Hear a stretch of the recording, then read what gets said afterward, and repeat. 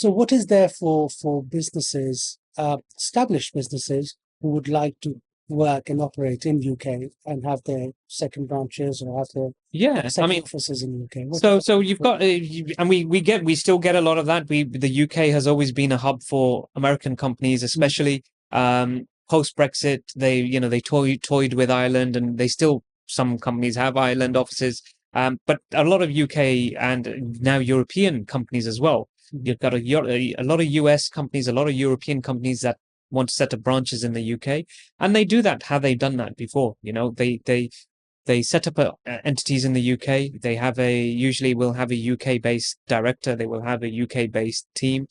And if they want to then sponsor workers from overseas or transfer they workers use this. from their overseas work, they use the skilled worker route. And I mean, we've got a scale up visa as well now. Mm, And the difference between the global mobility scale up visa and the regular skilled worker sponsor license visa is that if you've got a business where you haven't yet set up in the UK, so most businesses, most established businesses, and this is my advice to them as well, is set up operations first. okay. So say I'm a director of an overseas business Hmm. and I want to come to the UK to spearhead the growth in the UK. I would not. I would advise, or a lawyer should advise me not to apply under the scale up route and Okay. say, I'm going to set up and provide the Home Office with a business plan and say, look, I'm going to set up a company. I'm going to do this. I'm going to do that. Hmm. I'm going to hire 25 people. But I need to be in the UK to do this because that's limited. You get a limited license for 1 or 2 years. Hmm.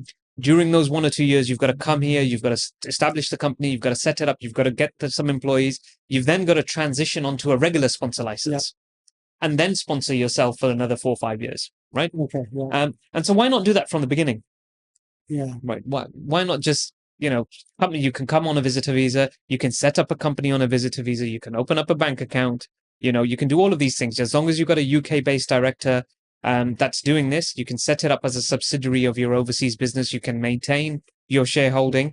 Okay, Hmm. you can have the UK entity can have 100% shareholding, Yeah. right? The overseas entity, sorry, can have Yeah. 100% 100%. shareholding of the UK entity. All you need is a UK based director that can then set up operations for you, get things going under your direction. Okay. Hmm. You can come in and out on a visitor visa to oversee that growth. Give it 6 months, give it 12 months. Let's see the business grow. And by this point, you've got a track record. You've Yeah. got a director, you've got bank accounts, you've registered with HMRC, you've got an office, you're VAT registered Yeah. potentially. So you've got all of these things and you've got an operating business and you potentially got some employees in the UK. And now you can turn around to the Home Office and say, look, this is who we are. Here's our website. We're a subsidiary of an overseas company. We've got operations in A, B, C, D countries. And now we also have operations in the UK. We currently have 5 members of staff or whatever it is. And we'd like to apply for a sponsor license in order for our CEO to come to the UK for 2 years, 3 years, 5 years, whatever the position may be, to oversee the growth of the business. Okay. And it's a lot more That's the simpler. easier option. It's a lot Oh, more simpler then.